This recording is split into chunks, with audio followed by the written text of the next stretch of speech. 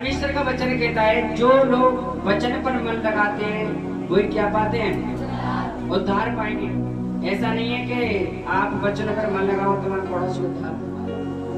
तो परमेश्वर कहता है जब परमेश्वर का बीज तुम्हारे अंदर जा चुका है, परमेश्वर की सामर्थ तुम्हारे अंदर जा चुकी है, तो तुम्हारे अंदर जो बीज गया है उस बीज को क्या करना है, हमें अपने अंदर रिलीज करना है, उसको रिवाइंड करना चाहिए। आपको बार बार पढ़ना चाहिए उस वचन को। जब आप उस वचन को बार बार पढ़ेंगे और बार बार उस चीजों को ध्यान से देखेंगे कि मेरे जीवन में एक परमेश्वर ने वचन दिया है और इसके द्वारा हमें चलना चाहिए। हालेलुया। उस वचनों के द्वारा चलोगे तो परमेश्वर कहता है कि आप उद्धार पाओगे, हर एक चीज को उद्धार पाते जाओगे। हालेलुया। तो परमेश्वर ने जब उस बीज को बोया अच्छी भूमि पर, तो वो बीज कैसा हो गया, बड़ा हो गया और उसमें फल लगने लग गए। क्या लगने लग गए? फल। जब उसमें फल लग जाते हैं तो कितने प्रकार के फल लगते हैं उस पेड़ में? कितने तरीका के? उनके बारे में हम पढ़ेंगे। 9 फलों के बारे में आज हम पढ़ेंगे। कौन से फल के बारे में पढ़ेंगे? जो परमेश्वर ने हमारे लिए, हमारे अंदर पेड़ तो उनको पर वहाँ फल लग रहे हैं, पर मैंने पता नहीं क्या फल लग रहे हैं, कौन से फल लग रहे हैं। पर अब परमेश्वर के वचनों का हमें करना चाहिए और इन फलों को हमें ध्यान रखना चाहिए। गलने के अंदर तो 2 फल लग रहे हैं बस, गलने के अंदर 3 लग रहे हैं, गलने के अंदर 4 लग रहे हैं, गलने के अंदर 5 लग रहे हैं, गलने के अंदर 6 लग रहे हैं, गलने के अंदर 7 8 बस एक तो लग रहा है। वो कौन सा नहीं लगता पता है? प्रेम का फल। वो कौन सा फल है? इस दुनिया में 100% से 99% लोग ऐसे हैं कि उनके अंदर फल नहीं पाया जाता है। वो हालेलुया। तो पहले गलातियों की किताब निकालेंगे 5। देखिए क्या कह रहे हैं। परमेश्वर ने 9 प्रकार के फल बताए गए हैं। उन फलों का नाम है, एक तो है प्रेम, क्या है, और एक है आनंद, एक शांति, धैर्य, दया, भलाई, विश्वास, नम्रता और क्या है, दीनता। हालेलुया। और एक है संयम। हालेलुया। प्रेम। किसके बारे में? प्रेम के बारे में पढ़ेंगे और हम निकालेंगे 1 कुरिन्थियों 13 4 से लेकर 7 तक पढ़ेंगे। प्रेम धीरजवंत है और कृपालु है, प्रेम कहा नहीं करता, प्रेम अपनी बड़ाई नहीं करता और भूलता नहीं, वह अनरीति नहीं चलता, वह अपनी भलाई नहीं चाहता, जुझलाता नहीं, बुरा नहीं मानता, कुकर्म से आनंदित नहीं होता परंतु सत्य से आनंदित होता है, वह सब बातें सह लेता है, सब बातों को प्रतीत करता है, सब बातों की आशा रखता है, सब बातों में धीरज धरता है। हालेलुया। 4 वचन पढ़ेंगे। प्रेम धीरजवंत है और कृपालु है, प्रभु ढहा नहीं करता, प्रेम अपनी बढ़ाई नहीं करता और भूलता नहीं, वह अनरीति नहीं चलाता, वह अपनी भलाई नहीं चाहता, जुझलाता नहीं, बुरा नहीं मानता, कुकर्म से आनंदित नहीं होता परंतु सत्य के आनंदित होता है, वह सब बातें सह लेता है, सब बातों की प्रतीत करता है, सब बातों की आशा रखता है, सब बातों में धीरज रखता है। परमेश्वर क्या कह रहे हैं? जब हमारे अंदर क्या होता है? प्रेम होता है।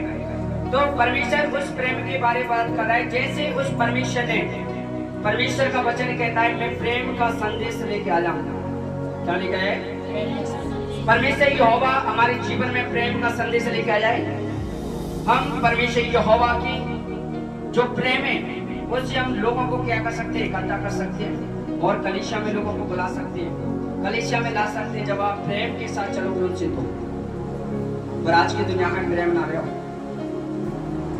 आप एक बात सुनाएंगे, अरे वो चिल्ला के पढ़ेगी तो लोग यार एक खास को तो चिल्ला के पढ़ते, अरे प्रेम से बात करो। एक बार वो चिल्लाने तो 2-3 बार प्रेम से बात करने लग जाओ।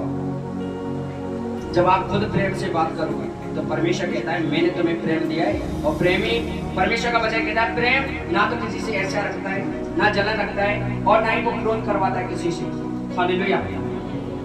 और परमेश्वर का वचन कहता है कि जो हमारा जो क्रोध रहता है, हमारा क्रोध है, तो हमें उसको प्रेम में बदलना चाहिए।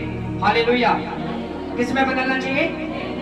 जब हम उस प्रेम को सारे लोगों के लिए और सारे जगत में उस प्रेम को सिखाएंगे, तो वो हमारे लिए जो परमेश्वर ने जो आज्ञा दी है उस आज्ञा को क्या होगा? पूरी करेगा। हालेलुया। इसलिए परमेश्वर कहता है कि प्रेम धीरजमंद है और कृपालु है। जिनके अंदर प्रेम होगा वो अपने अंदर धीरज धरे रहेगा। क्या करेगा? धीरज धरे रहेगा। और हर किसी पर क्या करेगा? प्रेम करेगा और कृपया करेगा हर एक चीज के लिए। हर एक चीजों के बारे में सोचेगा वो क्या कर रहा है, क्या नहीं कर रहा है। और हर एक जो गलत मार्ग होगा तो उसको कैसे मार्ग पर ले जाएगा? अच्छे मार्ग और सीधे मार्ग पर। हालेलुया। और परमेश्वर का वचन ये भी कहता है कि हम प्रेम से लोगों को जीत सकते हैं। किससे? प्रेम से। जो हम कलीसिया में जाते हैं, परमेश्वर की व्यवस्था में जाते हैं, तो हमें एक ही चीज सीखना है, हमें प्रेम सीखना है। और जब हम प्रेम सीखते हैं, जब हम कलीसिया में जाते हैं, परमेश्वर की व्यवस्था में चलते हैं, तो परमेश्वर के अनुग्रह में चलते हैं। अरे बात नहीं करनी है, वचन पे ध्यान दो। बात छेदना है कि तुमने छेदना की बात नहीं करनी। 6 दिन लगातार बैठ गए और बात कर करो, कोई निंदा कर करो, कोई लड़ाई कर करो, पर परमेश्वर कहता है 7वें दिन परमेश्वर की महिमा करो। और 7वें दिन जब आपने वचन सुने तो 6वें दिन परमेश्वर की महिमा करो। ये नहीं कहते सुने के और चलो पास्टर के नहीं करो, मतलब नहीं। जब आपको बात करना है तो परमेश्वर के वचनों के बारे में। इसलिए हमें क्या करना चाहिए? प्रेम। प्रेम कभी भी लड़ता नहीं है और ना ही किसी से झगड़ता है। जिनके अंदर प्रेम होगा वो कुछ नहीं करेगा, वो आगे बढ़ता जाएगा। और जब उसके अंदर प्रेम होगा तो लोग क्या करते हैं? उसको गिराना चाहते हैं। अरे जी गिर जाए, इनके अंदर भी जीवन में काम नहीं हुए, जी ऐसा हो जाए, जी वैसा हो जाए, जी आ काम करे, जी आ काम करे। पर वो जब उनके अंदर प्रेम होगा तो उसके सामने कुछ भी कर लो, कुछ नहीं चलेगा। जब उसके अंदर प्रेम होगा तो परमेश्वर। हालेलुया। जब परमेश्वर का प्रेम होगा तो उनके सामने कुछ नहीं चलेगा। चाहे तो उसे गाली दो, चाहे उसकी गंदी बातें बोलो, उससे चाहे निंदा करो, चाहे कुछ भी करो, उसके जीवन में कुछ नहीं होगा। जैसे उसमें 1 कुरिन्थियों 13 में 4 से लेकर 7 आप पढ़ोगे तब आपको समझ में आएगा। जब उनके अंदर प्रेम होगा तो बातें कछु फर्क नहीं पड़ेगा। हालेलुया। तो इसलिए हमारे जीवन में क्या महत्वपूर्ण है? प्रेम। हालेलुया। और जब हम प्रेम के साथ चलते हैं, जब हम प्रेम के साथ चलते हैं तो परमेश्वर हमारे जीवन में काम करता है, पूरे घर में, परिवार में। और परमेश्वर अच्छी अच्छी युक्ति हमारे जीवन में बना के रखता है। परमेश्वर का वचन कहता है कि मैंने तुम्हें गर्भ से पहले चुन लिया है, उत्पत्ति से पहले मैंने चुन लिया है। ये तेरी क्या योजना है, तू क्या करेगा, तू क्या करेगा। आपको पता है जब हम परमेश्वर को नहीं जानते हैं, हम अपनी चीजों में चलते रहते हैं, फिर भी परमेश्वर कहता है कि तू मेरा बेटा है। हालेलुया। क्या कहता है? तू मेरा बेटा है। और जब हम उसके बेटे हैं तो हमें ये मानना चाहिए कि परमेश्वर है और उसने हमारा उद्धार किया है। हालेलुया। और हम निकालेंगे दूसरा वचन निकालेंगे, आना है फल क्या? आनंद। आनंद निकालेंगे। और भजन संहिता 16 का 11 निकालेंगे। 16 का 11 भजन संहिता। तू मुझे जीवन का रास्ता दिखाएगा, तेरे निकट आनंद की भरपूरी है, तेरे दाहिनी हाथ में सुख सर्वदा बना रहता है। हालेलुया। ये वचन जो आनंद, जिनके अंदर आनंद होता है वो क्या करते हैं? उनके जीवन में क्या होता है? तू मुझे जीवन का रास्ता दिखाएगा, तेरे निकट आनंद की भरपूरी है, तेरे दाहिने हाथ में सुख सर्वदा बना रहता है। हालेलुया। जब हम परमेश्वर की व्यवस्था पर चलते हैं, परमेश्वर के अनुग्रह में चलते हैं और परमेश्वर हमारे जीवन में काम करता है, जब हमारे आनंद हमारे जीवन में होगा, हमारे जीवन में प्रेम होगा, तो शैतान हमारे जीवन में कुछ नहीं कर सकता है। हालेलुया। परमेश्वर ने यही बात बताई है और यही बात मैं आपसे बता रहा हूँ कि हमें चिंता में नहीं रहना चाहिए। किसमें नहीं रहना चाहिए? जो लोग चिंता में रहते हैं तो एक काम नहीं बनता तो दूसरा भी बिगड़ जाता है। ये बात ध्यान रखना, क्योंकि परमेश्वर का वचन कहता है जो चिंता करता है, क्या होता है? जो चिंता करता है वो परमेश्वर की महिमा नहीं परंतु किसकी महिमा करता है? शैतान की। और जब शैतान की आप महिमा करोगे तो शैतान आपको नष्ट कर देगा। हालेलुया। इसलिए हमें परमेश्वर का वचन कहता है हमें आनंद में रहना चाहिए। जब परमेश्वर ने हमें आनंद दिया है प्रेम दिया है, धीरज दिया, भलाई दी है, तो उसमें हमें क्या करना चाहिए? चलना चाहिए। जब हम उसमें चलेंगे तो परमेश्वर हमारे जीवन में आनंद देगा, हर एक चीज की भरपूरी देगा, और वो कभी भी क्या नहीं होगी? नष्ट नहीं होगी। हालेलुया। और वो कभी भी नष्ट नहीं होगी, और हमें एक सच्चा मार्ग बताएगा। कौन बताएगा? परमेश्वर एक सच्चा मार्ग बताएगा, क्योंकि परमेश्वर का वचन कहता है सत्य मार्ग और जीवन सिर्फ यीशु मसीह है, उसके बिना ना तो कोई है। आदि अंत से और अनादि काल से भी कौन है? वो परमेश्वर यहोवा है, आनंद पिता है। परमेश्वर जब हमारे जीवन में कार्य करता है तो हमें उसमें आनंदित रहना चाहिए।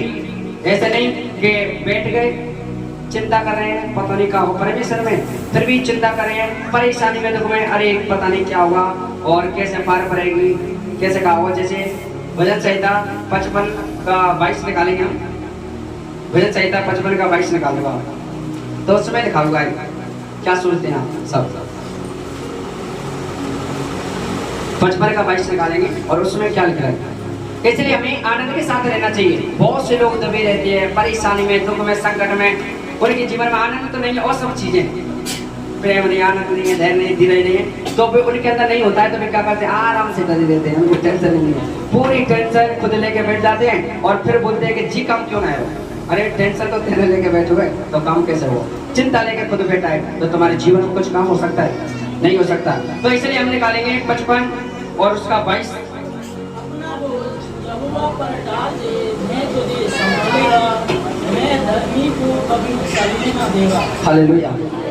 परमेश्वर क्या कह रहे हैं? सारी चिंता और सारा बोझ किस पे डाल दो। तो तुम चिंता क्यों कर रहे हो? बोझ तो उस पे डाला है।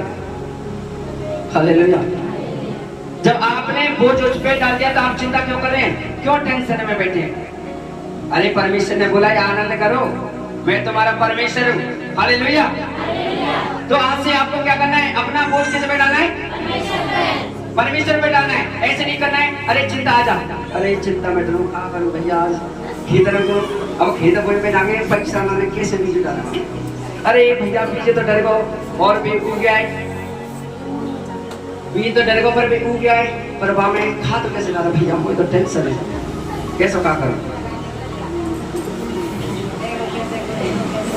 अरे बहुत डिप्रेशन है, बहुत चिंता हमारे पे जाते हैं। अरे को आते भैया चलेगा, अरे यार खच्चू नाम है, मेरा मूड खराब है, बेटा मैं मोड़ा फड़वे की कह रही है, मोड़ी कोचिंग करने की कह रही है, मेरा मूड खराब है, मैं टेंशन में बैठा हूं, क्या करूं? बहुत ज्यादा चिंता है मुझे। तो परमेश्वर कहता है, हमको परमेश्वर क्या बोलता है पता है? जब हम डिप्रेशन और चिंता में रहते हैं, खड़े हो जाते हैं, बोलते हैं चिंता ला मेरे ऊपर डालते हैं, तो हमें क्या करना चाहिए? अपनी चिंता किस पे डाल दो? जब हम पूरी चिंता डाल देंगे, अरे परमेश्वर मैंने तेरे पर चिंता डाल दी है, अरे तू पढ़ाएगा, तू लिखाएगा, तू खेत में नाच लाएगा, तू कहीं ना कहीं से व्यवस्था करेगा, मुझे विश्वास है, और सारी चिंता तुझ पर डाली है। हालेलुया। तो इस बोझ को किस पे डालना चाहिए?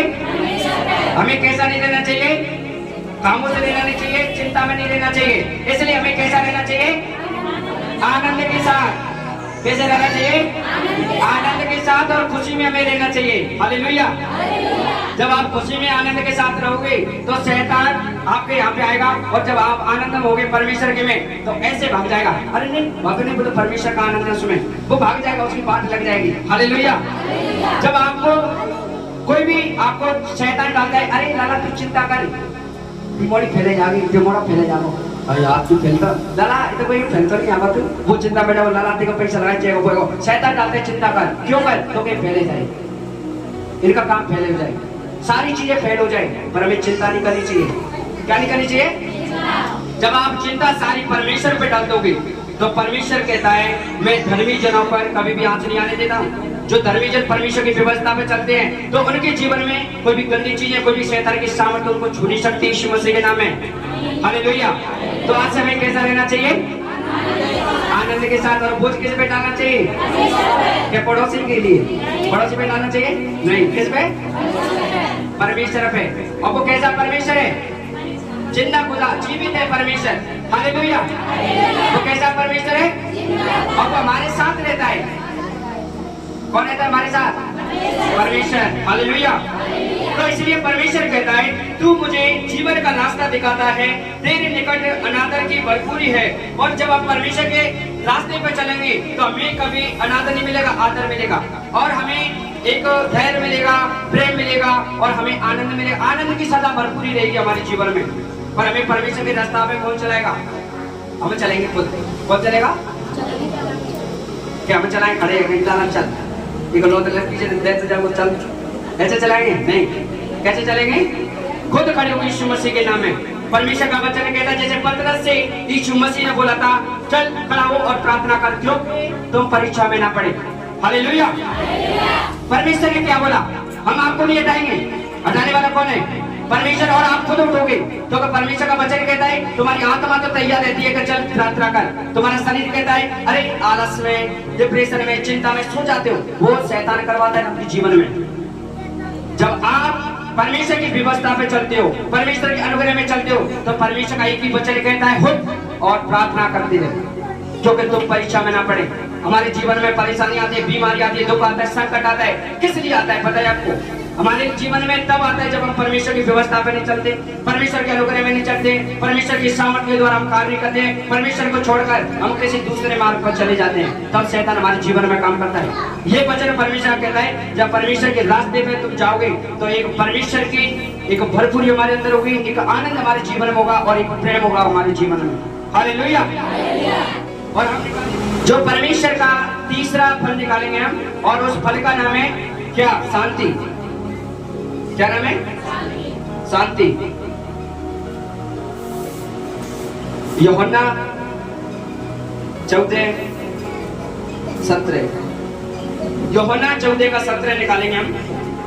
मैं तुम्हें शांति दिए जाता हूँ, अपनी शांति तुम्हें देता हूँ, जैसे संसार देता है मैं तुम्हें नहीं देता। तुम्हारा मन व्याकुल ना हो और ना डरे।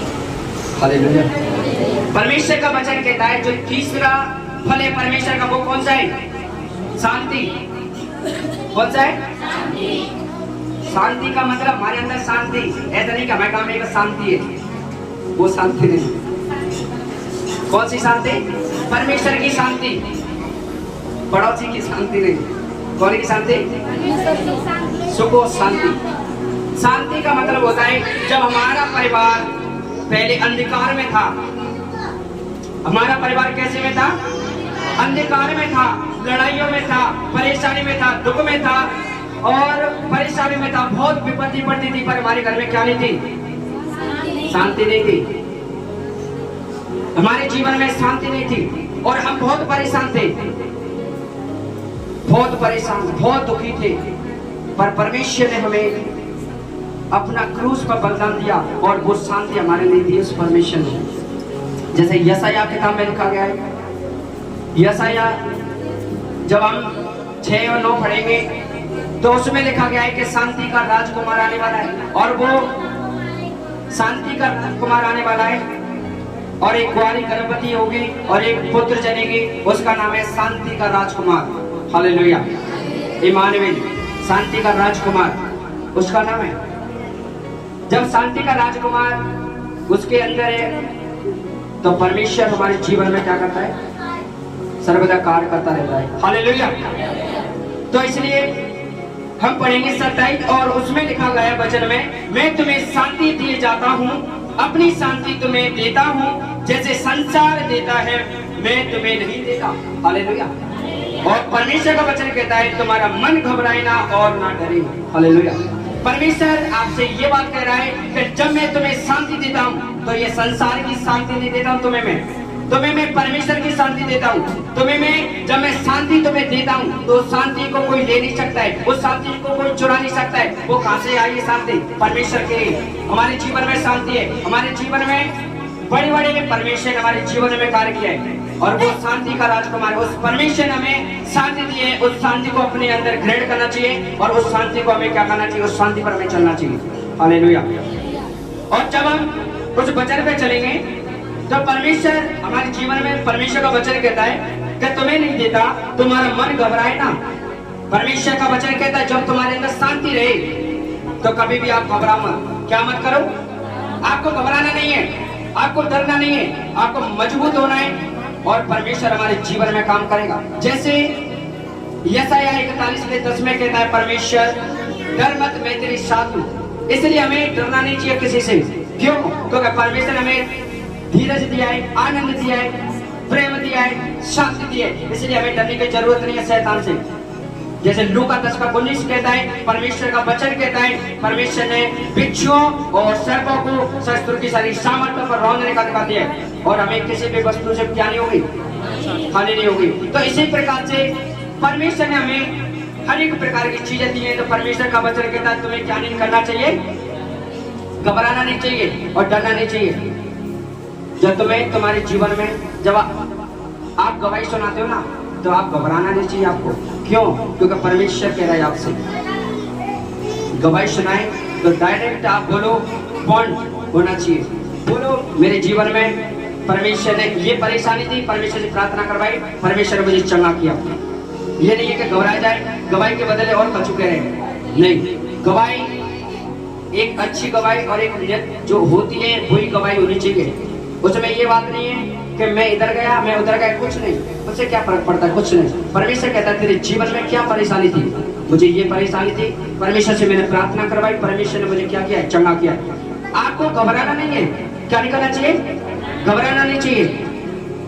परमेश्वर हमें कह रहा है, कौन कह रहा है? हालेलुया। इसलिए हमें घबराना नहीं चाहिए और परमेश्वर की युक्तियों पर हमें चलना चाहिए। हालेलुया। अब निकालेंगे चौथा जो टॉपिक है उसका नाम है जो फले वो है धैर्य। और हम निकालेंगे इब्रानियों 10:36। क्योंकि तुम्हें धीरज धरना आवश्यक है ताकि परमेश्वर की इच्छा को पूरी करके तुम प्रतिज्ञा का फल पाओ। हालेलुया। परमेश्वर ये कौन सा फल होना चाहिए हमारे अंदर? एक धैर्य होना चाहिए हमारे अंदर। 3 फल होने चाहिए, एक तो प्रेम और दूसरा आनंद और शांति और एक कौन सा है? धीरज। हालेलुया। और हम निकालेंगे जो इब्रानियों 10:36 में लिखा गया है, क्योंकि तुम्हें धीरज धरना आवश्यक है ताकि परमेश्वर की इच्छा को पूरी करके तुम प्रतिज्ञा का फल पाओ। हालेलुया। परमेश्वर क्या कह रहा है आपसे? परमेश्वर आपसे एक ही बात कह रहा है। जैसे धैर्य का मतलब होता है धीरज बोल सकते हैं हमें, हमारे अंदर धीरज धरे रहना चाहिए हमें हर किसी में भी, हर चीजों में क्या रखना चाहिए, हमें धीरज धर के रहना चाहिए। और परमेश्वर का वचन कहता है क्योंकि तुम्हें धीरज धरना आवश्यक है, इसलिए हमें क्या करना चाहिए? धीरज धरना चाहिए हर एक बातों में। क्या करना चाहिए? जब हर एक बातों में जब हम परमेश्वर की उपस्थिति में जाते हैं, प्रॉब्लम होती है, दिक्कत आती है तो हम प्रार्थना करते हैं, तो उस प्रार्थना पे हमें क्या करना चाहिए? विश्वास करना चाहिए और धीरज धरना चाहिए कि परमेश्वर हमारे जीवन में काम करेगा। जब आप धैर्य रखोगे, ये परमेश्वर का वचन है, जब आप धैर्य रखोगे तो परमेश्वर भी जो आपके जो बंद कबाड़ है उनको भी परमेश्वर खोलना जानता है। ईश्वर के नाम है। हालेलुया। पर हमें क्या रखना चाहिए? धीरज धैर्य रखना चाहिए। हालेलुया। और परमेश्वर कहता है ताकि परमेश्वर की इच्छा पूरी करके तुम प्रतिज्ञा का फल पाओ। जब हम धैर्य रखते हैं, धीरज रखते हैं, हर एक चीज में धीरज धरोगे तो परमेश्वर कहता है तुम परमेश्वर की वाचा को मानते हो और परमेश्वर का फल को क्या करते हो? जब परमेश्वर का फल तुम्हारे जीवन में प्रकट हो जाता है। हालेलुया।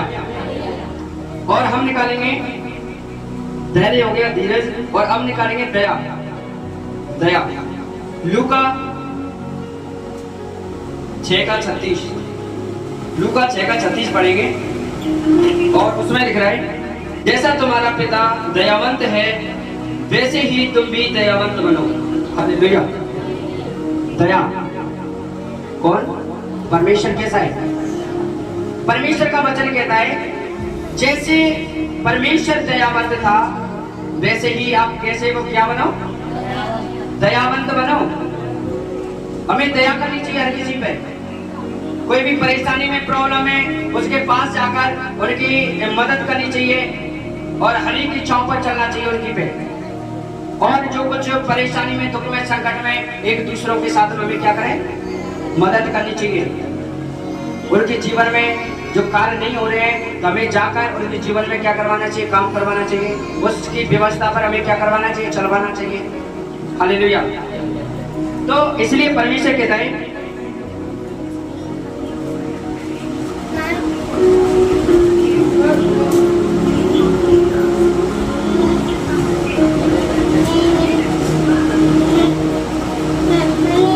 परमेश्वर कह रहा है जैसा तुम्हारा पिता दयावंत था वैसे ही तुम भी दयावंत बनो। हालेलुया। हमारा पिता कैसा था, दयावंत था, दया करने वाला परमेश्वर है। आपको पता है जब यीशु मसीह स्वर्ग पर चढ़ाया गया था, वसूली पर चढ़ाया गया था, किस पर, जब यीशु मसीह क्रूस पर चढ़ाया गया था तब भी उस परमेश्वर ने सारी जगत से बोला था कि इनके पापों को क्षमा कर, तो भी ये नहीं जानते कि ये कौन है। परमेश्वर ने क्या किया, सारे पापों को अपने कंधे पर ले लिया और सारे लोगों ने उसको मारा, पीटा, कोड़े मारे, फिर भी वो क्रूस पर चढ़ाया गया। फिर भी लोगों के लिए उसने क्या दिखाई, दया दिखाई थी। हमने पाप करे, हमारे पूर्वजों ने पाप करे, क्योंकि परमेश्वर, जब आप बाइबल पढ़ोगे तो हर एक विधियों को आपका पता चलेगा कि आपके अंदर कितने कितने पाप है। जब आप बाइबल नहीं पढ़ोगे तो तुम्हारे जीवन में कुछ काम नहीं होगा। आपके जीवन में जब आप बाइबल नहीं पढ़ोगे, जब कोई भी परमेश्वर का दास जो भी वचन बताता है तो आपको कॉपी में लिखनी चाहिए। कॉपी में लिखेंगे, पढ़ेंगे, जब तो तुम्हारे जीवन में काम हुआ।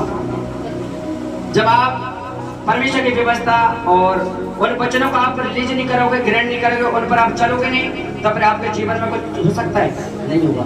तो परमेश्वर का वचन तो यही कहता है जो इंसान वचन पर मन लगाता है वही क्या पाएगा, उद्धार पाएगा। इसलिए परमेश्वर ने कहा गया है कि परमेश्वर दयावंत है, तो हमें भी क्या बनना चाहिए, दया दिखानी चाहिए हर एक लोगों के लिए।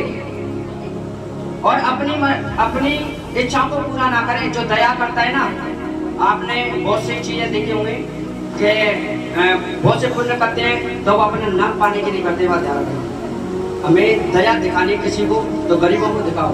जो गरीबों को दया दिखाता है, जो परेशानी है उनको, उनकी मदद करता है, सहायता करता है, तो हमें क्या करना चाहिए, कार्य करना चाहिए और हमें दया दिखानी चाहिए। हालेलुया। जैसे परमेश्वर ने दया दिखाई है वैसे ही हमें भी अपने जीवन में क्या करनी चाहिए, दया दिखानी चाहिए। परमेश्वर का वचन ये भी कहता है जैसे मैंने तुम्हारे अपराधों को क्षमा किया तो तुम भी क्या करो, क्षमा करो। हालेलुया। और एक और बात बता देता हूँ, जब हम परमेश्वर की उपस्थिति में परमेश्वर के वचन पर चलते हैं तो परमेश्वर हमारे जीवन में कार्य करता है। जो इंसान वचन पर नहीं चलता, परमेश्वर के लिए टाइम नहीं देता है, उनके जीवन में दुख, संकट, परेशानी, लड़ाई झगड़ा चलता रहता है। और हमें आज ये जान लो कि हमें परमेश्वर के लिए सब कुछ करना है। क्या करना चाहिए, सब कुछ करना चाहिए हमें परमेश्वर के लिए।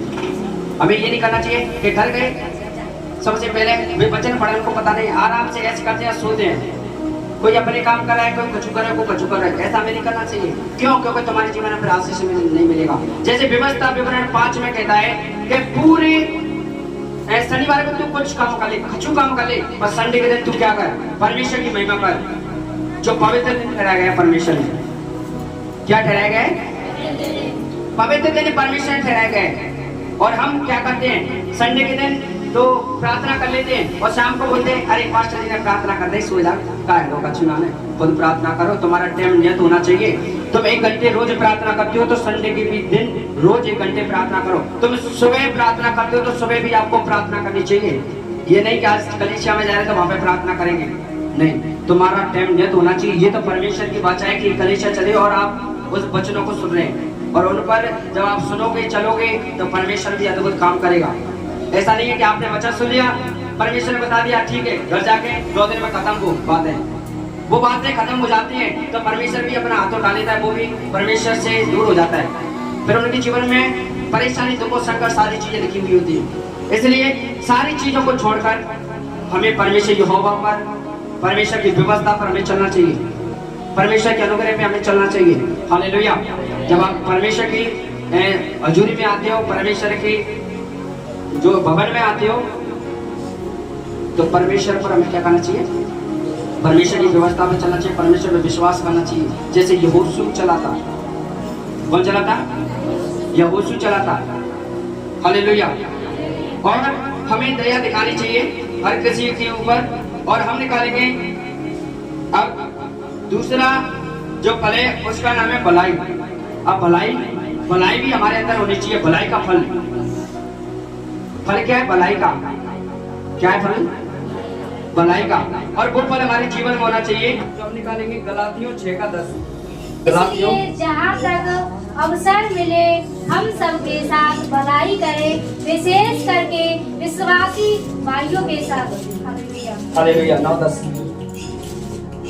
हम भले काम करने में साहस न छोड़े, क्योंकि यदि हम ढीले ना हो तो ठीक समय पर कटनी काटेंगे। इसलिए जहाँ तक अवसर मिले हम सबके साथ भलाई करें, विशेष करके विश्वासियों भाइयों के साथ। हालेलुया। परमेश्वर कहता है कि हम भले काम करने में यहाव ना छोड़े, क्योंकि यदि हम ढीले ना हो तो ठीक समय पर कटनी काटेंगे। हालेलुया। इसलिए जहाँ तक अवसर मिले हम सब के साथ भलाई करें, विशेष करके विश्वासी भाइयों के साथ। हालेलुया। परमेश्वर क्या कह रहा है आपको? परमेश्वर आपसे कह रहा है कि हमें, इसलिए परमेश्वर कहता है हम भले काम करने में यहाव ना छोड़ें। हमें भला काम है ना, उसको हमें क्या नहीं करना चाहिए? छोड़ना नहीं चाहिए। और हमें मजबूताई से हमें हर किसी के साथ में क्या करनी चाहिए? भलाई करनी चाहिए। क्या करनी चाहिए? भलाई करनी चाहिए। और परमेश्वर कह रहा है कि यहाव ना छोड़े, क्योंकि यदि हम ढीले ना हो, परमेश्वर का वचन कहता है यदि हम ढीले ना हो तो भलाई के लिए हमें क्या रहना चाहिए? ढीले रहना चाहिए। ढीले का मतलब हमें हर किसी के साथ में क्या करनी चाहिए? भलाई करनी चाहिए। और परमेश्वर का वचन कहता है जो भलाई नहीं करता है तो परमेश्वर का वचन कहता है ना तो ठीक समय पर कटनी काटेगा।